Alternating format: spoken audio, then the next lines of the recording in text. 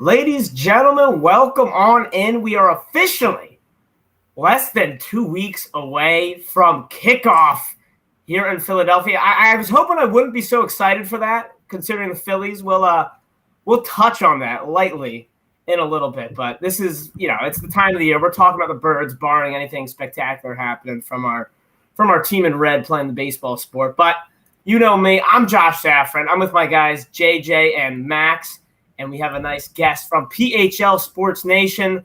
Dennis, why don't I come to you? Why don't you introduce yourself to the people? Hi, everybody. I'm Dennis, Eagles Nation blogger. Just ready to talk some birds.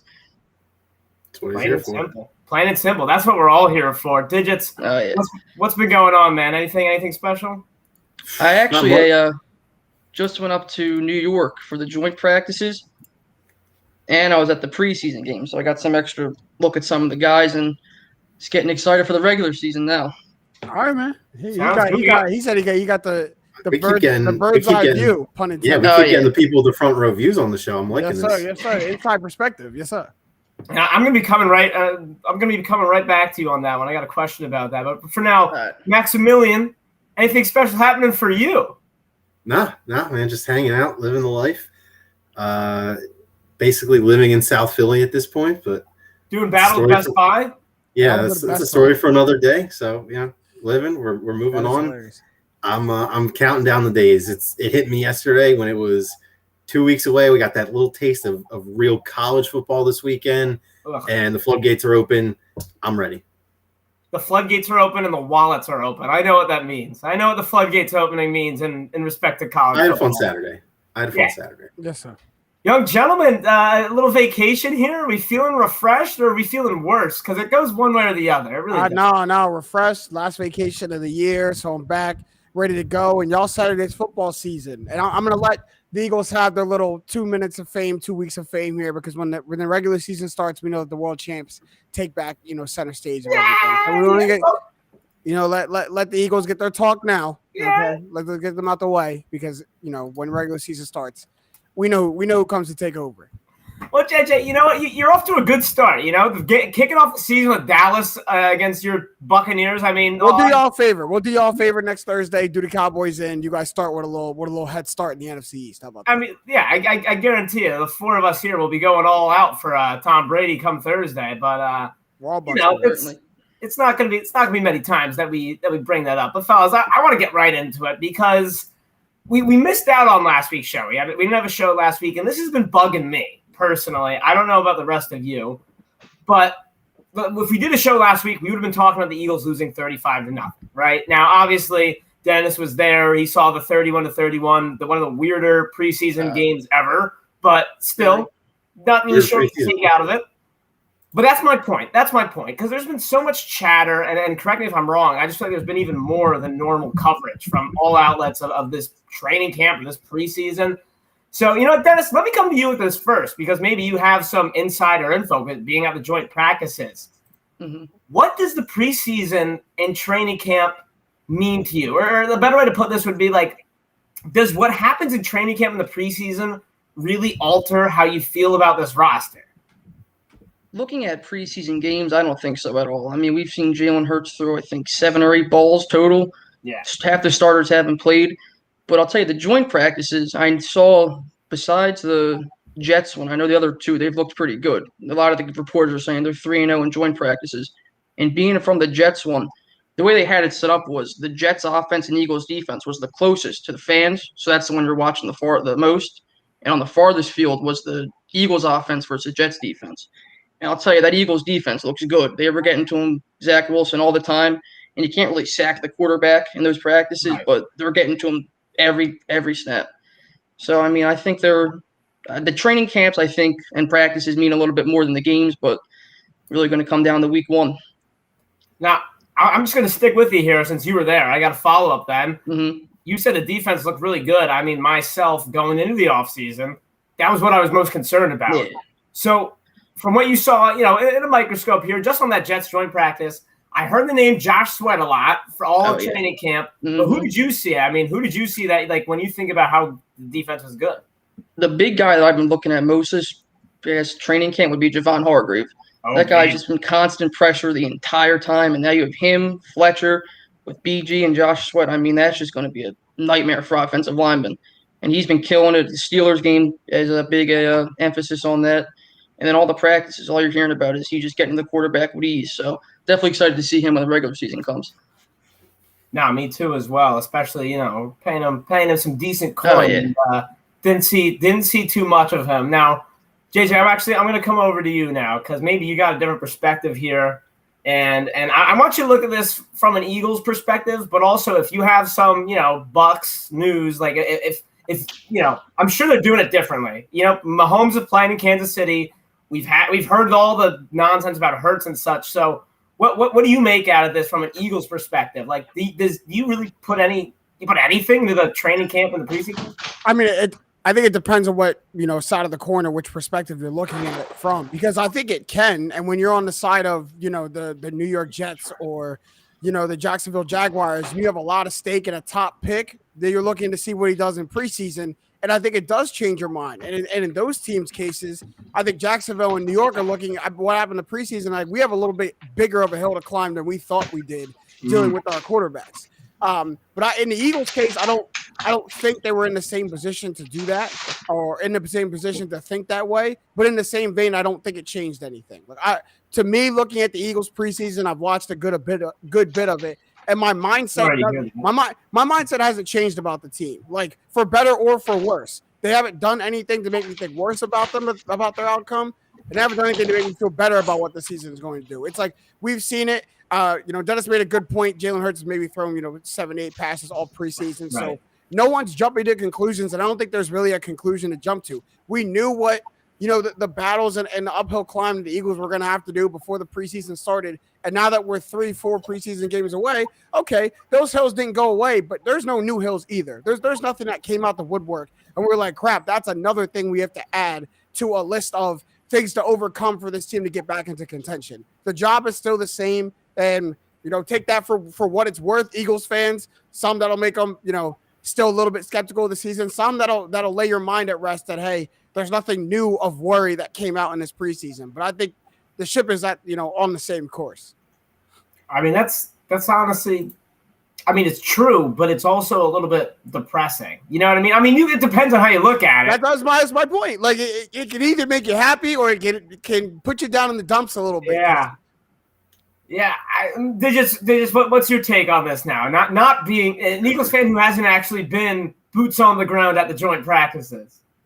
Honestly, I don't know exactly when, but I've always had this is the easiest way to just deal with preseason as a fan, right? Anything positive carries over to the regular season, and anything negative doesn't matter because it's the preseason, right? It's the easiest way. That's how Eagles fans do it, Max. That's not how. That's the easiest way to give yourself internal peace, regardless of fan base. That's how y'all. So with that being said, for me, my thing with this preseason in particular is that you can get away with never playing your starters more than 7-8 total plays across the whole preseason if they're established. If you're established as a coach, especially, and I think that's kind of what gives me some trepidation with this preseason because usually. I would say 8-9 times out of 10, a fan is totally cool with none of their starters seeing the field in preseason. Obviously, I'm not going to make the point that I would like to see the Eagles out there, showing off all the new, bells and whistles in their offense. But on the same breath, I would like to see my unproven offense. I was going to say starting quarterback right there, but for the most part, this is an unproven offense. I would like to see them get a little bit of work in a real game situation. But with that being said, Sirianni seems to have done a good enough job in turning the fan base's opinion around and kind of, at least getting people more or less on board. I still don't think that he is, he's going to be getting the name praise like someone like a Kyle Shanahan would be when he first arrived in San Francisco. But I think at this point, the fan base has gotten to the point where we're past Nick Sirianni, the stumbling, fumbling, mumbling at his first press conference. And I think a lot of fans have some kind of confidence in his football vision, right? We preached about that from the beginning. And I think just to stay consistent with how I've tried to treat him as a brand new head coach, I'll give him the benefit of the doubt here. But if the Eagles come out slow and flat in the first couple of weeks, then I'm going to be on Nick Sirianni harder than I possibly could have been regardless of other factors. Digits. I'm sorry. Wait. Let me hear. What do you possibly have to say? No.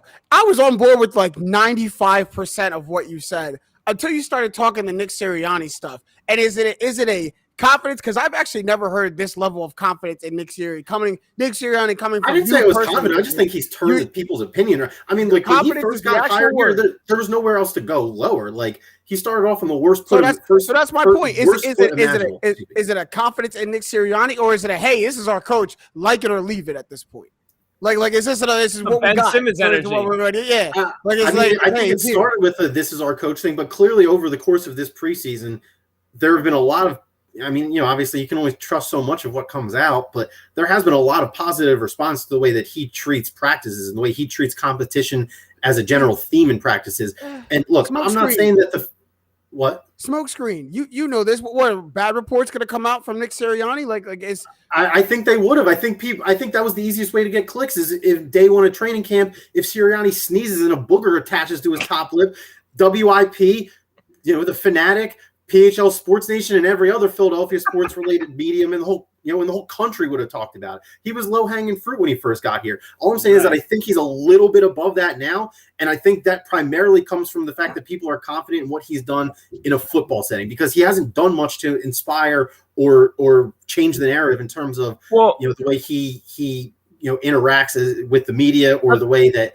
His credentials haven't changed from when he got hired. He's still just as unproven as he was. My point exactly. When I say that there's nothing more to get excited about or buy into, just like there's nothing more to worry about, Nick Sirianni is grouped into that. It's not just the play on the field; it's the coaching as well. I haven't seen anything from Nick Sirianni that makes me think like, all right, that's the guy everyone should rally around. Everyone should buy in to that guy. I haven't seen anything. I haven't seen anything because none of the games have been meaningful. But the thing is that every single report that's come out for the last 35 days it says that exact phrase. Come on, man. You're coming into a passionate city like Philadelphia. But that's what I'm saying. It's not a matter of. It's not like ESPN is running hit pieces while the local media is praising this guy to heaven and back, or vice versa. Reports from all types of mediums have been consistent with that Nick Sirianni has grasped this locker room and the players trust him more than a lot of people thought would be the case at this point. I have never once said that I think Nick Sirianni is going to blow the league away. I was super critical of the hire. And in fact, I still am for the most part. I don't really think that he's the guy you should have nabbed for the list of probably unqualified for an NFL head coaching job.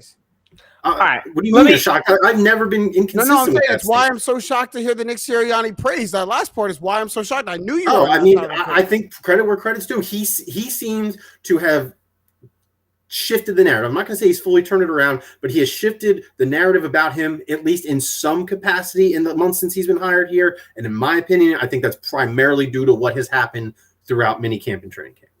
Okay, what I would say to like tie this back to the question and then keep it on like Nick Sirianni would be just to answering the question. It means almost nothing. Training camp and preseason to me, it's fun because I'm thirsty for Eagles content, right? But I've been one who has consistently put almost nothing into preseason or training camp. Like, yeah, cool to see those fringe guys make the roster or not make the roster, but aside from that one Quez Watkins burn on J.C. Jackson, which was awesome, I'm not one who's like oogling over every little Elliott Shore Parks like throw that he charted, right?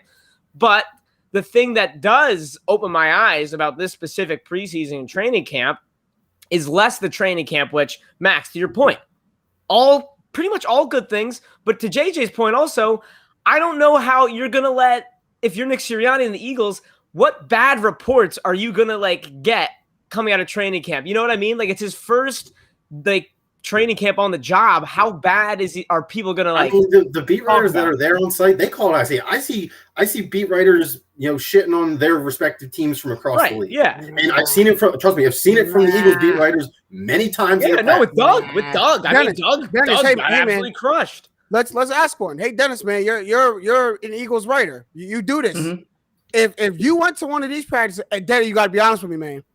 If you went to one of these practices and you saw questionable call after questionable call and you could see the players not respecting Sirianni on the sideline, like if you saw worrisome things, is that something you're honestly putting out there, or is there a way to try to still, keep the faith alive in everyone they're writing to? And honestly, because we're talking about beat writers doing this, we got one.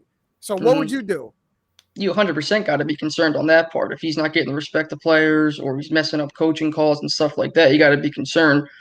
But at the same time, again, it is still practice. It's a young team, young coach, whole new coaching staff. It's going to take time. Mm-hmm.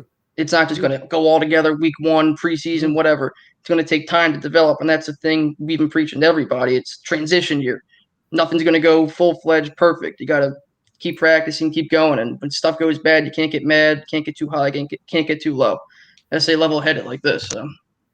And that's perfectly done right there, Max. That even in a bad report, you get the positive spin on it at the end. Let me ask you this, JJ. What's easier to get meaningless traffic to your blog or Twitter account? What's easier? A good point, though. That is a good point, Max. Something crazy off the hinges. But we work with PHL Sports Nation, man. We don't get just meaningless clicks. We get the truth. That's what I'm saying. There's nobody that's doing this. It's not like the established incredible places like PHL Sports Nation or like Crossing Broad are saying good things, while other mediums that are not as well known are out there spewing I guess in this case what would be a lie, but saying that Sirianni is constantly getting ignored by players or players aren't buying the system. All I'm saying is that there has been none of that, and I think that has to count for something. And the guy's clearly probably not even one of the most 5 beloved figures on the Eagles.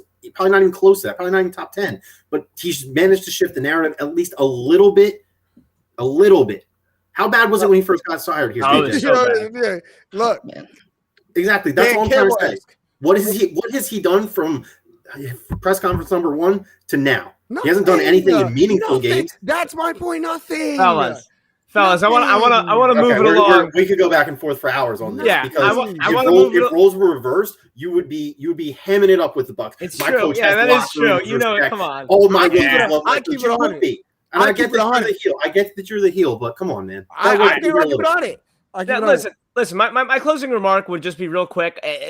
Look, I put not much into it, but what does rub me a little bit the wrong way is if you preach competition the way you do, then play your starters just should be out a little bit. That is the point that I want this to lead back to. The last 10 minutes all leads back to Nick Sirianni, for as much as he's done well for himself, betrayed his core principle of competition by barely playing his unestablished offensive starters in any preseason game. But in conclusion, it really sounds like there's just a lot. It's a lot of smoke. The preseason training camp doesn't really matter till week 1 when the fire starts. So you know what? Let's on that topic. There was every year we get to, in pretty much every sport at this point, we get a top 100 list of players, and they're always bad. They're always bad. They're always bad, but you can't refute them. This is the list. This is the list we have given. Man, it's about the players, Max. There's a lot, and there's a lot of players at that. Out of 100 of those players, gentlemen, not one Philadelphia Eagle was on this list. Now, gentlemen. Now, Max, I'm coming back to you here because, it just feels right. Is this a sign of disrespect, or is this merely a reflection of a poor roster construction? And I don't know if you've taken a look at the list, and even if you haven't, I feel like you could still answer it. If you had to put one of the Eagles, who would you even put? So I'll start with your second question because that was where my mind was. The obvious answer is Fletcher Cox, right? Yeah. And I don't remember the exact numbers, but there were 2 Chiefs offensive linemen in the 91 to 100 spot. And I get that the Chiefs are a very popular name. The Chiefs offensive line was mediocre at best, week 1 to week 16, including playoffs last year. They were not, this is how offensive line should be played. You were not studying the Chiefs for that. That's, to me, was the lowest hanging fruit that a guy who is still knowing that it's a players list now kind of threw me through a loop because the one I was referring to was the ESPN one, and I just assumed that was ESPN generated. If that is player influence, to me, that's even more surprising because even last year we still saw Fletcher Cox getting double teamed the majority of weeks. I mean, granted, he had nothing around him to prevent that from being the best way to neutralize him from an offensive game planning point of view, but it still was pretty crazy to me that a guy, he still got votes for individual accolades last year. What was it, a third team defense or a couple? But my point is that to me, I would, this is bias probably shining through here, but I'm a little surprised that he didn't end up in, somewhere in the bottom 15 slots and maybe over one of those offensive linemen. There were 5 or 6 offensive linemen in those bottom 15, and I don't know. I think the two guys on the Chiefs were questionable decisions. Yeah. And now, interesting how you went with Fletcher Cox here. And I'll save mine, but I don't know. I agree with you, but I don't know if I agree with Fletcher Cox. I'll save that. JJ, I'm coming to you here. What are your thoughts on this? JJ, I don't want to come to you because I know you're going to be like, oh, you guys don't deserve anyone on the top 100. You come on. Am I right? I mean, look, it's your question was, is it disrespect or is it a product of poor roster construction? I don't know which is worse. I don't know which one we'd rather it be, but the fact that it's from their peers and not from fans or from execs, I think that speaks volumes. And when you're getting that kind of ranking from your peers, I don't think it's a disrespect to the Eagles. I don't think there's any when you poll the NFL players, I don't think they're all. You're asking for honesty. Yeah, I don't think anyone's sitting there saying like, "Man, screw the Eagles. I'm not putting them on here." You're judging off of what you've seen, what you played against, what you played with, right? And as a result of the Eagles season last year, their peers in the NFL, the players who hit the turf and the grass with them, play between the white lines with them, said, I think other guys, there's 100 other players better than there are any players on the Eagles. Like the same reason that Jalen Hurts is getting left off, top 40 quarterback list. Is like, that's just ridiculous. I think there's much. I just think there's other quarterbacks there's 40 other quarterbacks better. Like it's the same principle. So I don't think there's a disrespect level that goes into it. And I think thinking of it that way is a detriment to yourself if you're an Eagles player. Well, they don't deserve anybody up there. They went three or what? 4 6-1, 4 6-1, 4 12-1, 4 11-1. You know what I mean? So it's I don't think it's thinking of it as a disrespect. I think is a detriment to you as a player because it's ignoring the work that you got to do to get back on that list. It's saying like I deserve to be on that list. They're just hating on me, which I don't think it's true. I don't think there's anyone hating on the Eagles players. It's a product of the season you had. And if you truly think that Darius Slay is my answer to my question, Darius Slay, if you truly think that your top 100 deserve, I better see a top 100 season. If you truly think your top 100 deserve, I should see a top 100 season. So you'd go with Darius Slay out of any Eagle? Probably go Darius Slay, yes. Wow. I mean, I'll be honest. I'm going recency bias. Definitely not the guy I'd pick. I mean, I can't blame you. If you want to go recency bias, you look at his numbers. He had one of the best seasons of any cornerback in your division last year. Oh my goodness! I just think about that game against the Seahawks, the game against the Packers, and he has a few bad moments. Those are some bad moments. That's a few bad, and he's the first one to admit to that.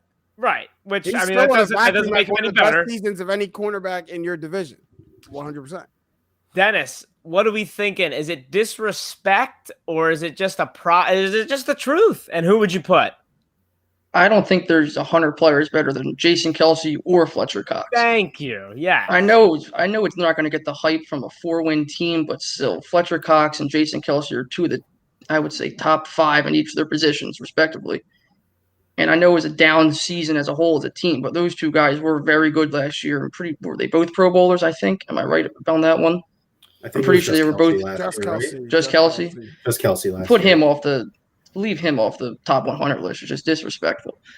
Like you said, the two Chiefs tackles who were after the Chiefs offensive line. I'm trying to find this list. Okay, here we go. Give me a second. It's the NFL Network. So I got it. NFL Films. I mean, the Chiefs offensive line was horrible just looking at that Super Bowl too. So, I mean, to put two of their guys on there, it's just. Wait, which list were you guys looking at? Here's what we're not going to do, guys. Is we're not going to act like we know more than NFL players who are professionals at this game. Yeah, like that, and you would have so much more of a point to me if this was a fan vote, a media vote. Hell, even if this was a coaches and execs vote, you guys would have a point to me. This is a player vote. This is a judge of your peers. Not anybody else who's seeing this. I think we have list discrepancy here because the list I was referring to when I texted you guys earlier today was not a player-based list. It was from ESPN. I'm referring to the top 100 list of players that still don't. All right, well, let's establish one thing. The list we're talking about, Max, don't got an ego on it. All right, first of all, there's major list discrepancy. Max and I are on the same page. I was talking ESPN list. I mean, neither list clearly has top 100, but.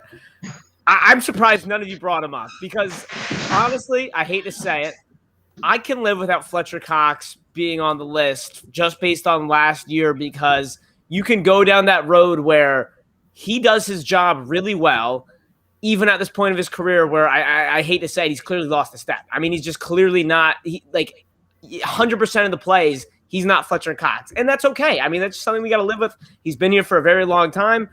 For me, it's the offensive line. It's and I'll go to Lane Johnson. I mean, I'm surprised none of us brought him up. I mean, look at it's plain and simple. One of the most cherry-picked classic Eagles stats of all time is their record in games that Lane Johnson plays in versus without him. But without him, you can't. Your best ability is your availability. Like he was out for a lot. He's out too much. Right. Number 100 on this ESPN list is Orlando Brown Jr. By the way, which really gives me the biggest issue with like you can make a claim for any of these three guys because injuries, production. What does he have to show for that other than being traded from one really good team to another really good team? So I mean, I'm gonna say it's disrespect. I mean, it's just disrespect because the team won 4 games, and I guess maybe is that deserved disrespect? Sure, right? Like if you win 4 games, maybe you don't deserve a player on the top 100. But not disrespect if it's deserved. No, it's disrespect because of the body of work. And JJ, I know exactly what you're going to say. Well, your body of work doesn't matter because we're talking about today and we're talking about the next year. But to me, I like as an Eagles fan who's watched this team, who have watched these players, and I think I'm in touch. Like Lane Johnson, sure, he's getting up there in years and he's a little more injured and not like than he's Tyron been. Smith, number 79. Now that is ridiculous. If you're going to put Tyron Smith 79, Kelsey and Lane Johnson deserve a place in the top 100. And what was it? Orlando Brown, you said was number 100? He does not. Yeah, that is put up there solely because he protects Patrick Mahomes, and Patrick Mahomes is very good, right? You put Lane Johnson on the Chiefs, that guy's in the top 50. Like, I firmly believe that too. Like, I think this top 100 list is a big part of it comes as a result of last season, and it's kind of deserved, but let's not take away from Lane Johnson. And yes, he did play less games. Kelsey, I'll lump him in there too, but I do think it's fair to say I think Lane Johnson is better. Kelsey does play more, but JJ, I do not personally believe your best ability is your availability. I think your best ability is your ability, like as plain and simple. So I'll go with. You can't do anything if you're not there. You can't do anything if you're not there. You could be the best player in the world. If you're not there, you can't do it. Real quick, would you rather have yourself knowing you would play all 17 games of NFL season because you can play? Like if you were graced with you will never break anything, you will never have a health issue. You can play quarterback for the Eagles 17 games. It's your availability. Or would you rather take a flyer on like friggin' Carson Wentz?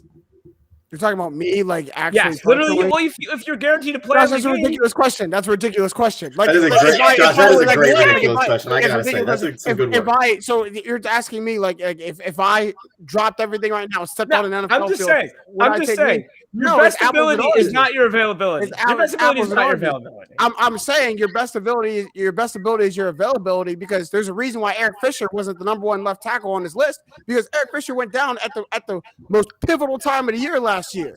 And he could be the best left tackle in the world, but he's not there to protect Patrick Mahomes when he needs him. And Pat ran 450 yards in the backfield in the Super Bowl because Eric Fisher wasn't there. That your best ability is being on the field when your team needs you. And Lane Johnson cannot be better than other people who are close to him when he wasn't on the field for more than half the games when his team needed him, is my point. JJ, I understand your point very much. This will be a question for our next episode in Rapid Fire. Go ahead. Is your best ability really your availability? Because you gotta come with something better than that analogy. All right, really quick before we move on. Just to give some more discredit to this Tyron Smith thing. Thank you. Yeah. They open his section by saying Smith has not played a full season since 2015 because of injuries, but he believes neck surgery has helped him get back into the best shape of his career. That's how they start the introduction for him. And I looked out of curiosity. He's 30 years old. 30 years old. Lane Johnson's 31. How about them Cowboys? You taking Tyron Smith over Lane Johnson at this point? Hell no.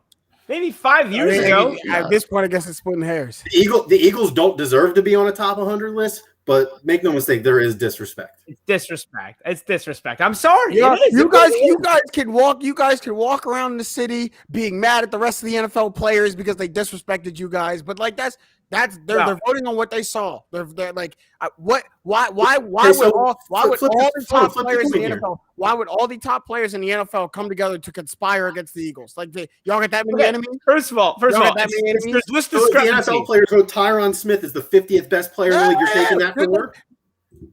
Like, yeah, that's what they saw. Like, athletes can be wrong too. What do you think they're doing that in spite of you guys? Like, how's that disrespect? No, but athletes can be wrong. There's a reason why a lot of athletes don't work out as coaches or analysts. The word disrespect is what I can't. Why is it disrespect? It could be wrong, but why is it disrespect? Well, it's disrespectful to Lane Johnson. If it's egregiously wrong like that, there's inherent disrespect built into it. This is one of the most competitive industries in the whole world, professional sports. If people are getting undercredited compared to the people who they have, shown clear higher performances, then that wrong comes with disrespect. They are hand in hand there. Like this is going on too long. Yeah, it's going on too long. Who cares about this damn list? ESPN, great work. You did it again. That's like 4 years in a row. You guys got us to do this. Great work, buddy. Whoever's doing the push notifications for ESPN. Here's what they're supposed to do. They're supposed to create. It works. It works. We're talking about it, aren't we? Yeah. That's really what matters, fellas. A little bit more of a fun one now. Right? We don't have to get all up in arms about the top 100. This one. You look at the Eagles roster, right? I think it's decent, but obviously a lot of depth. So no top 100 players. No top 100 players. If you can go back in time, right? So we're on our third era in the last 10 years. I mean, honestly, we're in 4 eras, but the 2 more recent one. Go back the last 2 eras, right? You have the Chip Kelly era, and you have the Doug Peterson era. You can take one player, you can just pluck them right off from those times too. It's not like you don't have to think about how they've aged. Just pluck it off. And sorry, there's an answer for everybody for the Chip Kelly one. What? Michael Vick. I mean, is there? Yeah, that was mine. Yeah, that was mine. I happily will embrace the debate on that one. I don't know how you can choose anything but. He sure as hell is a different one. I'll go a different one, Max. If you want to go Michael Vick, I can go a different one. I'm just going to go to you first now. I mean, you heard the question. One from. Think about fit though. Try and think about fit. Just don't go for like the best Michael player. Vick. Okay. And Chip years. No, you're on it. That's the Chip. Yeah, it would have been nice if we had some good linebackers when Chip Kelly was here. Holy shit. Vick is from the Chip year. Vick is from the Chip. Oh, right. Sorry, I meant. I mean, I guess can I get playoff run Nigel Bradham? Not even the whole season, just playoff run Nigel Bradham. Yeah, very okay. valid. Then those are my 2 answers. Easy. JJ, what are we thinking? Since you took the obvious one at Michael Vick, I'm gonna go LaShawn McCoy from the Chip Kelly eras.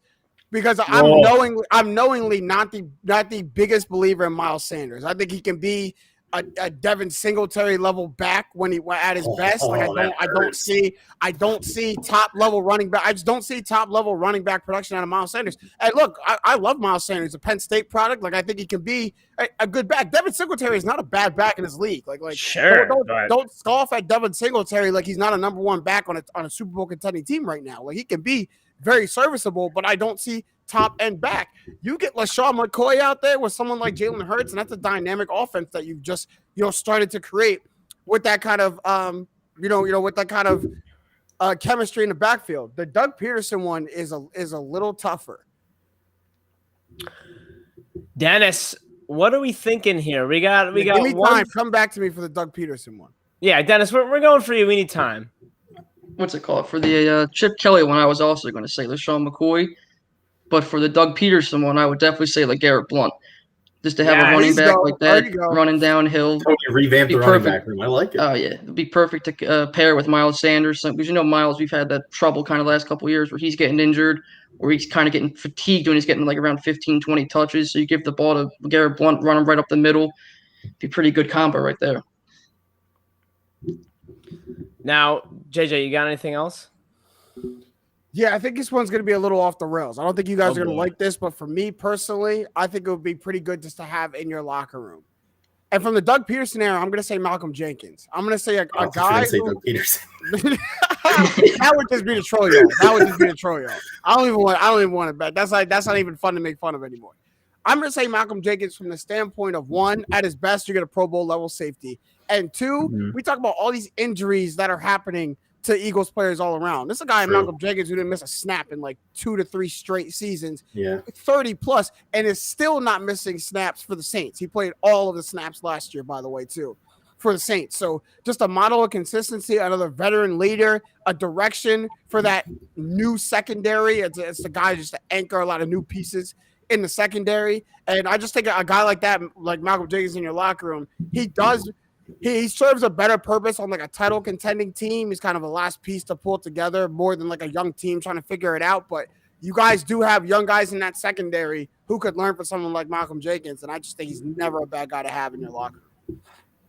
No, JJ, I'm completely with you. I would have. That's my answer for the Doug era is Malcolm Jenkins. Like we miss him now more than ever, and we've missed him pretty decently since he's left.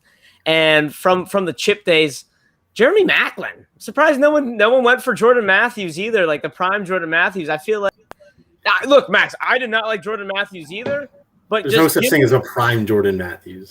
There was a prime Jordan Matthews. His first, he have 1,000 yards receiving. But I'd go Jeremy Maclin just because it's like clearly you got some ingredients for a good receiver core, but you don't have the right tools. Like they're just kind of there, and there's not much to do. We could definitely use a nice possession receiver for this. Yeah, exactly. Real quick before we go on, Dennis, did I not come to you for the last question there about the top 100? No, yeah, you did. Oh, okay. It was I was pure going to disrespect, say. but I was like, yeah, no, that's disrespect. I was Don't going do to this again. Don't do this again. No, I know. We're done. You two got like so like deep into it. I was like, wait, did I kind of was just like, all right, I've had enough. But I was like, wait, no, good. Glad I didn't. So Dennis, real quick before we move on here, I gotta ask. I mean, I know you're a huge Eagles guy, but are you like a 4 for 4? Are you in touch with all the sports around here more or less? Yeah, Eagles, Phillies, Sixers. I don't really watch hockey that much, but I'm a big 3 guy. We could put We're it at that home way. here, then. Don't worry. That's, yeah. you fit in perfectly. That's Right. We got one guy who does that. So He's not even here. Two. I only asked because the last question of our main event, and we'll head back to football after this one, but there's a playoff race coming back more or less. So the Phils, I'm trying to feel it out. I don't know how I feel myself, and that's why I'm asking you. Now, Dennis, I'm going to lay out some choices here, right? The question is, how do you feel about the Phils? And you don't need to remember them all, but you'll know which choice is yours when you hear it. Choice number 1, World Series. I don't think that's happening. That's you. That's just for you, Josh. That's all you, buddy. Right. Buddy, you'll be anyways. Second one, I still believe they will win the NL East, and I'm confident in that. The third, I'm checking the Mets scores. I'm checking the Braves scores, Padres and Reds scores, and I'm watching every game. Padres. Then we're watching the Phils, not bothering to check any scores. What happens, happens. Then there's I'll turn it on if it's close. And then there's full on EAGLES Eagles. What? There's a baseball team in this town? So, Dennis, I threw a lot out, but out of all of those, I don't want to make an assumption here that you're all in on the Eagles, but I know big Eagles guy. Have you waved the white flag yet? Yeah, I certainly have. Wow! After that Diamondback series in Arizona, I was just done with that. No, the Diamondback series pissed me off, Dennis. Oh, that was just I don't understand it. Braves are red hot now. They're just I'm done. I'm not getting my hopes up again with this team. Yep. So someone hands you free tickets to a Phillies game, and someone hands you tickets to a Eagles practice. Someone hands you tickets to a $1 Dog Night Phillies game. Oh, you're sweetening the pot. Dollar dogs now. Dollar dogs now. Look. Which one are we doing? Probably the Phillies game for the $1 I was gonna dog. say, Dennis, don't you dare turn No down some dollar dollar dog. dogs. All right. Yeah. I was gonna say you $1 from dog Philly. night's a Don't great turn down night. some dollar dogs now. Oh no, Economically efficient. never. Well, that goes to show you exactly. I feel like that's a nice like summary of how most people feel. Like if you're really into the Eagles, it's like, man, those dogs better be $1 if you want me to go watch a Phillies game. Are you kidding me? Oh, yeah. Digits, what are we feeling? I mean, I still watch most nights. After what they did to me, I guess about a month ago, right after that 10 of 11 8-game win streak, that era. After that and the embarrassments against the Diamondbacks, no. If they make it in, I will happily watch and tune in like I have been for all the regular season games. I I have no emotional attachment left to this team. I've been telling you guys all years that they are as mediocre as it gets. I told you exactly when Acuna went down. I said, to me, this is the most obvious read that the Braves are going to get hot late in the summer and run away with the division I've ever seen because we can't trust the Mets. And I got to say, I was full Swami mode on that one. So I've accepted that for months. I knew, in the back of my mind, Braves 2021 NL East champions. There's never been any other way for the story to end. If the Phillies can squeak into, the play-in wild card game or whatever it is, I'll be there. I'll be watching. Let's go Zach Wheeler against whoever they play. Best of luck to them. Don't have any emotional attachment left to them anymore. I did that, got hurt, done. Wow. And look, I would sit here and blame you, but it's just been too much hurt. That's all you know for 10 years. Hurt. They peaked too early, which was an 8-game winning streak, and then proceeded to lose 6 of 8 against the second worst team in baseball. Oh, two of them. Don't forget the Pirates before that. True. Don't forget the Pirates before the Diamondbacks, who are the actual worst team. The actual worst team in baseball. The actual worst team in baseball. Yeah. So Max, the Phillies schedule is easy. Yeah. Yep. So Max, you're EAGLES Eagling. No, I'm going to watch the Phillies game tonight. Yeah, I'll have them on. I'll pay attention. Right. I don't look at any of the other scores or standings. Oh, okay. I watch them to have something Oh on. my God, we couldn't. So you're be in the watching the Phils, but not bothering the other scores. Okay, that's more than I thought. Couldn't be more in sync. JJ, you're the same way. Couldn't be more in sync. There's a saying in the streets out here. It is what it is, and that's what it is for the Phillies. It is what it is. And I thought they threw in the white flag when they shut Reese down. Reese came back from injury, had 3 home runs in 5 games, and they shut him down because they lost 3 of 5 games. So it seemed like we got the best battery spark back. Reese is hot. Bryce might be one of the hottest. And he won the first game he played again. Yeah. He literally get the home run, the game-winning home run. Bryce Harper might be the hottest hitter in the NL right now. Zach Miller is still the best pitcher in the NL. Aaron Nola has had 2 straight dominant starts, and it doesn't matter. Like it does. They're still losing these games. So it is what it is at this point. And like Max said, like I don't want to throw any hope completely out the window because we are still mathematically in it. You don't know what can happen. The Padres are starting to slide a little bit. You don't know what can happen in that pennant race. And then all of a sudden, when they lose, almost 6 straight, they do win a series and then win 3 straight after that. So it's like damn, they're still in this thing. But Max put it greatly. I have no emotional attachment anymore. I hung on for as long as I possibly could. You could ask my dad. If my dad's watching, he can attest to this. Every time I'd see him, I see him about once a week. Every time I'd see him, I'd say the Phillies are the hottest team in baseball. And he'd laugh because once a week they would be. They would be like the hottest team in baseball once a week. The other 5 days of the week, 5-6 days a week, they're horrid. And then they come back for a 2-3 day stretch where you're like, damn, they're like, look at them go. But I can't do it the roller coaster of emotions anymore. Max, I'm with you. I will tune into the game tonight. I'll have something else going on my laptop. There'll be background noise, and I'll peek up. Dude, Phillies games on your phone are just that's incredible. Probably genius. It's incredible. If someone hits a home run, I'll peek up the roller crowd. Hey, you go Kutch, and I'll look back down again. That's kind of where I am. I don't check scores. I don't know. I think we're 4 games back still. Cool. Let me know. Let me know if we get it. Man. Cool. Let me know if we get it. Well said. Y'all boys keep fighting out there. I guess I'm with y'all. Yeah, I mean, I think it's crazy. I'm a step worse than you guys in terms of my intrigue to the Phillies. Yeah, what happened to me is I'm not. There's no exaggeration here. I watched every pitch of that Diamondback series. Max, that is such a slow, painful death. That's death by a million cuts. Right. No, it was I'm not exact. It was right before school started back up. I had no responsibilities. All the games started late. I was like, oh, this is awesome. A 9:40 start. Sign me up. And I sat there and I watched every single pitch of all of those games. And that was it. I was like, all right, well, that's it. I'm done. That is the most painful. It hurt. 1,000 cuts. It's literally if the game is close in the 8th inning, I'll turn it on. Until they're really in a spot to make some noise, I'm not gonna watch it. I'll throw it on maybe, but I don't even think I'm gonna throw it on when we get off tonight. I'll check at 9:00. Oh, what's the score? Maybe I'll toss it on. But it's crazy, Josh, because you're right. But as soon as they do that, they go out to San Diego with Tatis coming back against the Phillies, by the way, and they win 2-3. Then they come home and sweep their first series at home. And now all of a sudden, they're within striking distance again.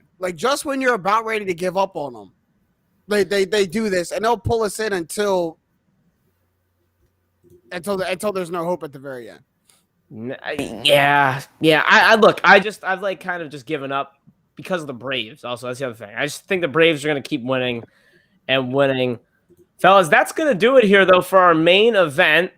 Well, we're getting back into football after this. I mean, I cannot wait. We had a 20-minute debate about the importance of preseason. What the hell happened tonight? I don't know. Crazy, because y'all are crazy. I can't do what y'all Eagles fans. I blame you. You know what you did. Yeah, JJ, that's on you. That's on you, man. That's on you. Hey, you because you know what you're doing. That's all. Just doing your job. But this is halftime, ladies and gentlemen, and we, as always, are brought to you by PHL Sports Nation. Sir. And speaking of preseason and training camp, they sure as hell believe it matters. I mean, them and everyone. Training camp out the wazoo. We got our guy Dennis here. He has got boots on the ground at the training camps. So when you're reading the tweets, when you're reading the reports, it's from someone who's actually there. That's Dennis. And thanks over to PHL Sports Nation for sending him our way and bringing us the latest on everything here. Now, fellas. If you guys, hold on really quick. If you guys follow us and don't follow them, you're not following us fully. They have been a huge help since we have joined forces with them throughout the last few months here. And they've given us great guests. So huge win on both fronts. Big love. So, Dennis, I want to come to you right away because the first rapid fire is it's Eagles related and, very recently related. It's Gardner Minshew. I mean, wow. What a trade. And it was kind of like, I almost feel like how we pulled the Josh and the JJ and Max in the sense where he kind of just thought he could throw that out there and just kind of sneak away. And everyone, every radio station, all the tweets were crazy about Gardner Minshew today. So, Dennis, I want to know how you feel about this. And then I actually got a follow-up question when I'm done here. But, I mean, simple. Do you think Gardner Minshew is just simply a good backup option, or could it be a little bit of a problem? We know we've had some backup quarterback problems here lately. So what are your thoughts? I think he's just a good backup to have. We know how much value the Eagles put into the quarterback position. And to get a guy who's got 2 years left to control and for a conditional sixth-round pick, and we all know how much Sirianni preaches competition, but we know Joe Flacco is not that competition that Jalen Hurts needed. We all kind of knew that. So to bring in somebody like Gardner Minshew who has started, and he's looked pretty good. It's good sign for the team. 20 starts under his belt, man. That's good. So, I think his completion percentage was 60-something. I might be wrong on that, but he's not a bad quarterback. So good to have in the room, good developmental guy. Can't really hate it, so big fan of it. Now, I actually got to follow up on this note, Dennis.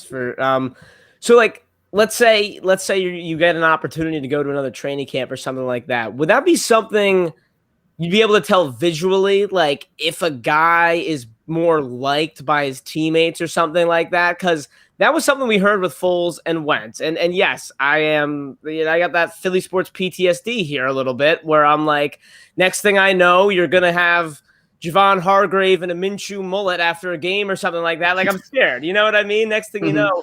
So, when you're at these training camps and practices, can you tell stuff like that at all? Or is that really, do guys do their best to kind of hide that thing? I think I saw something today about Lane Johnson already saying how well Minshew would fit into the I want to pull it up right now just to make sure it's right. But I remember seeing something he said he will fit well into the locker room. But I think Jalen's another good locker room guy. I don't really think there's going to be any problems there. I'm not really nervous about anything with Minshew. It's just kind of like I said, a good backup plan to have, good developmental guy. So I'm not really worried about him taking over as the QB1 or, getting in Jalen Hurts' head. I mean, Hurts is a pretty tough guy. He's been through some stuff, so I'm not worried about that. You're making me feel better because I think I believe that. I believe that deep down, but I needed to hear it from someone else. You know what I mean? Yeah. Too much has happened. JJ, it seemed like you agreed with that a little bit, yeah? Well, I mean, the first reaction, I think, from the entire NFL world was, what the hell? Why? What's going on? Even from Jacksonville's standpoint, it's damn, after what we saw from Trevor Lawrence, obviously he was going to get the start, but y'all ready to buy in like that? You just gave him the keys. Just like the Cowboys he was crisp in that one. I think that's what they were waiting for. That might have been the one. And in the second game, Minshew looked even worse, which might have been the driving force. Against the Saints, he looked even worse. CJ Beathard was the hero. That's the only preseason game I've watched. I watched that Saints-Jaguars game more than the Eagles. To be honest with you. But Dennis, I think you hit it perfectly on the head. Minshew's not a bad quarterback. Like, he's not a terrible quarterback. No. He was a quarterback who could absolutely start in this league on another team. And Joe Flacco wasn't that competition. I think Nick Sirianni's kind of fooling everybody and thinking that there is like a quarterback competition in camp when clearly there's not. Let's not fool ourselves. But if you want to preach competition and then more importantly, preach to Jalen Hurts, like this is not just given to you. You got to bring someone in who he actually fears could come in and take my starting job. And Joe Flacco is just not it. Like even if Jalen Hurts looks bad, he's the lesser of two evils between Joe Flacco. We're not putting Joe Flacco in. But if Jalen Hurts looks bad, like hell, we might put Gardner Minshew in if you look like you can't do the job.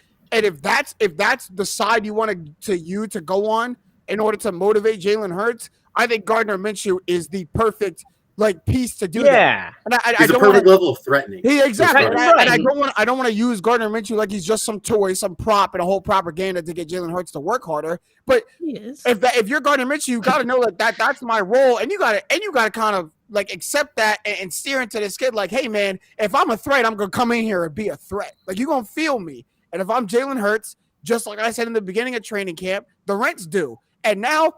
Damn, the rent just went up a little bit. So I got to grind a little bit harder to make that payment. And if that's what Sirianni wants to do, hell, Gardner Minshew for a conditional sixth is the perfect way to do that. I think he's going to end up being a very good signing for y'all from that standpoint. And if not, you have an actual safety net you can go to that's not Joe Flacco. So, man you guys get me real hyped about a backup quarterback. Let's go. Digits, same right here. I mean, I don't even have anything else left to say. I mean, I don't know if I ever verbalize this here, but a good friend of mine is a Jags fan by chance, and we've had the Minshew discussion, and I've expressed clearly throughout the last year that I think Gardner Minshew is easily a top tier backup quarterback in this league. And for sure, backup quarterback. Dennis brought up we are an organization that values backup quarterback higher than most, just high in general. But the league kind of is.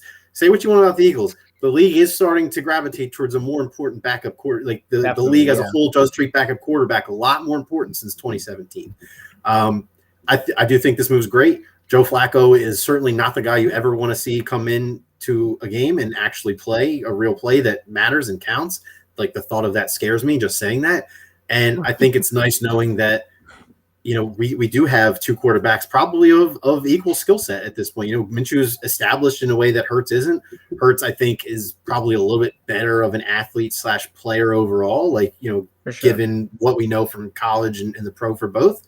So I think it's a good situation to have. As weird as this sounds, almost like a thunder and lightning situation in the quarterback room. Wow. It does sound a little weird, but I do understand what you're saying there. And I mean, I was kind of on the fence. I'm not going to lie. I did kind of get swayed by what you guys said because I do believe it. My thing has always just been I wish you could suck all the coolness out of Gardner Minshew because, that's what makes him so marketable, right? But, I've always been in the camp where it's Gardner Minshew's really not that good. It's just because he looks cool. But in terms of a backup quarterback, Max, I agree. He's a top-tier backup quarterback. So I think it's that swag and the cool mustache, which is it goes a long way, man. It does for being a guy who doesn't play ever. Here's the thing. I think you not liking his swag is subjective because I don't think swag has a look to it. I love it. You know what I mean? There's a huge market in the world that thinks Gardner Minshew got more swag than Lamar Jackson got swag. He does. What do you mean? Yeah, he does. People. To me, boy, he rocked the mullet, he rocked the mustache, he rocked the jorts. He owned who he is, and that's the swagger about it. I'm just saying, as a huge Jalen Hurts guy, Gardner Minshew doesn't scare me, but his mustache does. Where Jalen Hurts has one bad game, and everybody in the city, because let's be honest, that clearly means a lot. Is the city's perception, right? Public perception, whether you believe it or not, it's the facts. Public perception in the city means a lot. And if Hurts has some bad games, everyone wants to see the cool mustache guy come out and play quarterback. He just might. So that's what I'm scared of. But in a vacuum, in a quarterback vacuum, I like what you guys said, and I do agree with it. It's it's a good level of competition. Moving on to one that's got me, I don't know, nervous, but also kind of excited to see what happens here. I've got a little over-under prop for you. None of these books are offering it, but I'm throwing it out there. COVID forfeits this season. Ooh, okay. Will there be over or under 1.5 forfeits, JJ. I'm smashing the over. Are you kidding me? Smashing the over? I'm smashing the over. Are you kidding me? I mean, come on, man. What's the exact rule again? How many players have to be positive for you to forfeit the game? Because the NFL carrying 53 now, and we know Roger and them will send a team out there with their 4th-string quarterback. They did it to the Broncos last year in the name of a check. Awesome. They will do it. But I mean, by the way that the league is so in flux, and I know this is a touchy subject, I don't want to get political about it or on either side of the coin. But with so many different and varying perceptions about getting vaccinated and about COVID, and them kind of butting heads, if I'm putting money down on it, and the odds is probably great for the over. I'm just there's me. Yeah, Dennis, what are we thinking? I would also go over, but not by a lot. I don't think there'll be too many cancellations, but in this day and age, you never know anything. So, I mean, something could pop up, last minute, got to cancel it. So that's going to be a tricky season all year. So I hope it doesn't happen, but you never know. I also think it's player specific now. Like there are some games you'll throw them out for. Like the Broncos could lose their quarterback. If Aaron Rodgers gets COVID or Tom Brady or Patrick Mahomes, they're going to reschedule that one. They're going to reschedule that one. No. There's no reschedule. Yeah, there's no reschedules this year. And the team that causes the forfeit has to cover expenses for the other team and for lost revenue. Yeah, so the NFL not playing. And that kind of brings me to my answer. I think you're going to see one. I think one and only one. I think once it happens, the other 31 teams that it wasn't caused by are going to see what kind of, I can't imagine that's going to be anything less than tumultuous, because that causes insane tension between the players and the front office people who are going to have to deal with the multi-million dollars of fines and operating expenses. Then that pressure is going to go to the coaches to make sure, what the hell are we doing without guys who are vaccinated on our roster? Obviously, there's going to be some exceptions for your marquee names, but what's going to happen the first time that, roster player 40 through 53 gets COVID and causes a cancellation. Teams are going to say, if you're not important and you're not vaccinated, see ya. And that's all it's going to take for the league to have a whole paradigm shift. If you want a hard, firm prediction, I'm going to continue the Kirk Cousins hate train. I will call the Vikings as my one and only team to cause a cancellation this year, and it will call it under 1.5. You're getting our producer. I was about to say, Banners, that is nothing personal against you. They see them, and the Bills seem to be the two most likely for it to happen to, and the Bills already got the harder smack on the wrist so far. And I think by default that leaves the Vikings for me. I was just about to say, you can't do it to him when he's not here. You know what I mean? But you clearly mean it. Don't forget about that Washington football team either. And by my count, we're already up to 3 teams that we already know are bad with the vaccination, and 3 is greater than 1.5. So I'm going to go with the over. Those are simple numbers. Damn. Those are simple numbers. I'm going with the over here. I think we're going to get more than 1.5. I don't think it's going to be a crazy number. It might be 2. It might be 3.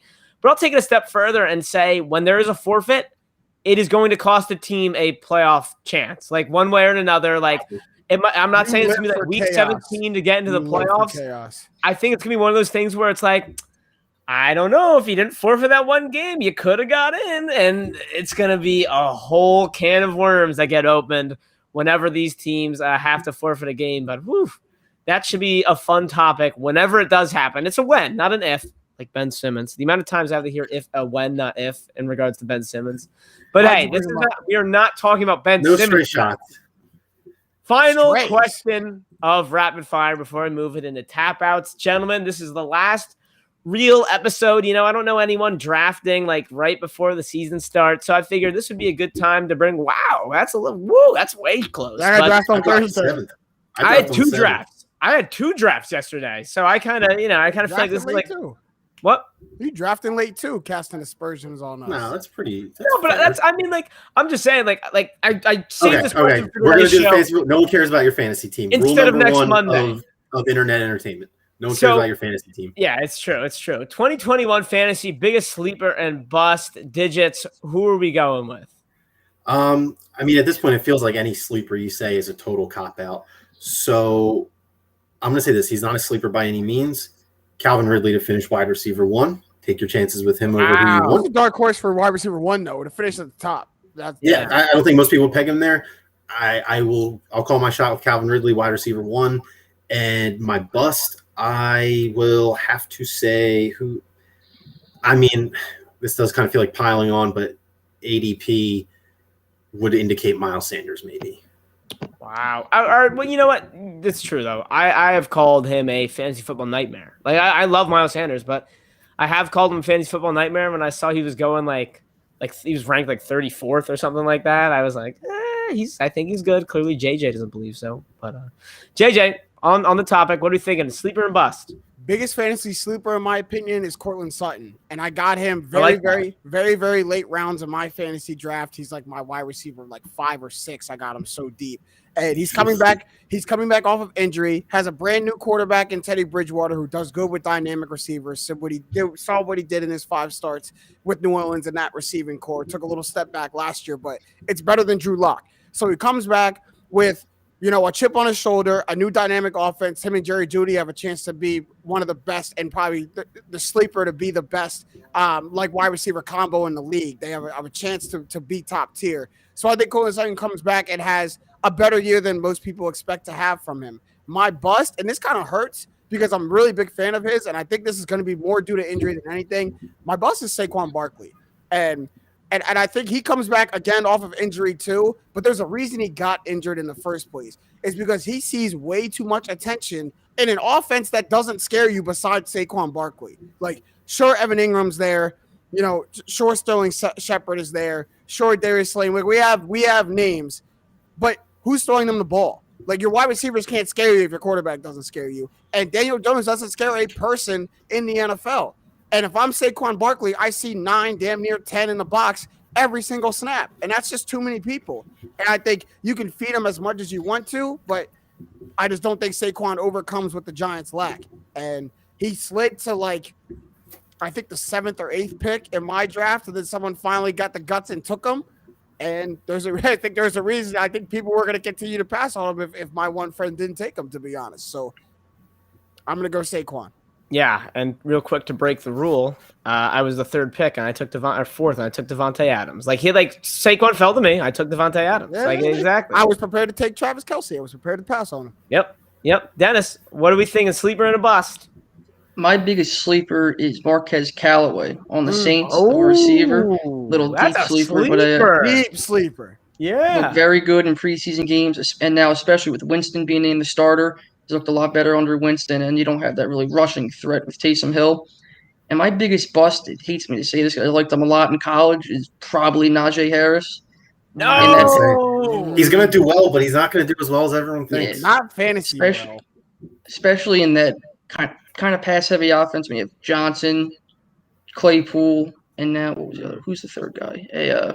I can't think of the third receiver. Juju. They have a very kind of pass-heavy offense. So, I mean, good player, maybe not the best first-round, early second-round running back. Yeah, no, it hurts me to hear it because I did take him, but it's, I'm worried. It's a PPR world, and I don't see him being a PPR girl. Yeah. But my biggest sleeper of bust, I'll throw out 2 sleepers. One, of course, is just Jalen Hurts. I have to say it just because I love him as my QB. What'd you say? I'm sorry. He said Jalen Hurts. I thought I heard you say let him go. What'd you say? Jalen Hurts is my one sleeper just to get in there, but my real sleeper would be Allen Robinson because I think he's a tremendously talented wide receiver who has never had a real quarterback throw him the ball. I believe in Justin Fields, so I think Robinson getting the ball thrown to him by Fields, which will happen. Honestly, Dalton might be a better thing for Allen Robinson. Go back to what Andy Dalton did with A.J. Green compared to the rest of his wide receiver core in Cincinnati for 5 years straight. Well, hey, I'll take the sleeper. And my bust, making me sad again, he's not here to defend himself. My bust is Justin Jefferson, all right? I think he had a meteoric rise. And I'm not saying he's going to be bad. I just don't think he's going to be able to come close to replicating his rookie season. I'm not saying he's going to be bad forever, but I just it's hard to repeat 1,500 yards and 14 touchdowns again. Yeah, it just is. Especially when no one had tape on you from the previous season. True. We got tape on you now. And at least we got to expect at least 1 or 2 games with a backup QB, right? If we're all in on Kirk Cousins. You stole the words out of my mouth. Yep. Hey, if as Kirk Cousins says, if he dies, he dies. Though he's not concerned. He's not very concerned about it. Well, That's going to wrap up our main event and rapid fire. And Dennis, we do a little thing called tap outs after all of our episodes where, truth be told, you can say whatever you want. So whenever we have guests on, don't forget to plug yourself. Right. Typically, right. They plug themselves, tell us everything they're doing, where we can find you. I'll wrap around to you in case you think of something else you want to add. But JJ, I'd like to go last or potentially tap out for the group on the thing we were talking about before the show. Yeah, you got that. You got that, Digits. I'll go quick. I'm going to do a little self and shameless plug. Y'all know you can always catch me Monday nights, TTP, Trust the Process Live, presented by My New Philly. Of course, you guys are my home. I do have another sports podcast, Straight Facts, that is about to start up season 2 right before the NFL season. So I want to get that out there for all my followers, for all my listeners. If you want to see another form of content from me, go check out Straight Facts Podcast, also wherever you get your podcast and on YouTube. Season 2 is coming Thursday, September 9th, the first day of the NFL season. You'll get it back brand new, better than ever. I can't wait, man. So had to get that out there for the fans. Love to see it. Love to see it. Dennis, you got anything? I mean, just like you were saying, make sure you follow Eagles Nation on Twitter, especially with the season coming up. I mean, I'm just ready to get this thing rolling. Done with the Phillies, done with all that. I'm ready to see these birds in action. Ready to get some answers. Yes. That's the one, Dennis. Get some answers. That's the one. That's the one. Couldn't have said it better myself. I think we all need some answers. That's the one. Yeah. Josh, do you have anything, or am I tapping out for both of us? That one just, you know what? I got to start writing this down. I thought of 3 tap outs today. It'd be like that. Like, literally, I was like, man, I got so many tap outs today. And now I'm here and I'm like, I got nothing. I got you nothing. Get talking for an hour about all the things. I'll just throw a quick tap out here. Thursday, Temple opens their season against Rutgers. And I'm traveling to New Brunswick to cover the game. And it's just like, big trip. Yeah, it's just like, dude, a year ago I was doing school for my computer, so I'm freaking happy. That's my tap out. Digits, let's hear it. Okay, I will try to keep this as short as possible for the sake of time and also for the sake of illusion. Let's not though. As you may or may not have seen a certain story making the rounds on the internet today. IMG Academy, powerhouse football school that probably even the most casual football fans have heard of, at least in some way, shape, or form. Given their rise to the absolute pinnacle of high school football in the last decade or two. Now, you probably, maybe not, maybe you are, big high school football watchers. Can't say I called this game personally, but number 1, best school in the nation, IMG Academy, took on a little school in Ohio called Bishop Sycamore yesterday, right? And you're like, wow, I've never heard of Bishop Sycamore. Like, they're no St. Joe's Prep or IMG or one of these other super athlete pipeline high schools. And the reason you've probably never heard of Bishop Sycamore is because they are not a real high school. So I don't want to spoil too much because it is truly an experience to read. It is. I'm excited. It's like reading a script for a movie and knowing that it's totally legitimate. It almost reads like an ad lib. So I would encourage everybody to go Google Bishop Sycamore football.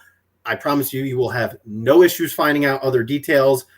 I will summarize it as this: a tale full of lies, deceit, 18 to 20-year-olds playing 15 to 18-year-olds in football and losing by a lot, and ESPN getting duped in the process. It's a lot of good stuff in there. It's one of the most impressive things I've ever seen for the school. And I don't want to spoil too much either, Digits, but like for everyone who hasn't read about it, just know it's like one of the most impressive things I've ever seen. It's like Ocean 11. It's like Ocean 11's football. Almost. It will be but Tower High football version. But I cannot to your point, it will be a movie. There will be a 30 to 30 about this. 100. What if I told you they were never even a high school? Like it will be a 30 for 30. I can't wait to see Bob Odenkirk. It'll take 10 minutes. It is insane. It feels like it doesn't do it justice. So everybody enjoy the laughter I'm providing. It's hilarious to me. I can't wait to see Bob Odenkirk play the Bishop Sycamore athletic director on this one. I mean, that's a match made in heaven right there. But fellas, that's gonna wrap it up for us. Dennis, you said it perfectly. I need some answers. That's the title of the episode right there. I can't wait to see some answers. Clip that, Josh. Clip that. Clip it. I want that. Clip it. I want it to be the first one in our slide row of video clips. I need answers. That's it. That's all I need. Answers, man. Well, I got an answer for you, and it's that this show is over, and we are brought to you by My New Philly, where something's always new and everything's always Philly. Have a great night. Watch the Phillies, maybe if you want. I mean, I'm not watching them. Have a good night, everybody. Oh, nice. Phillies are up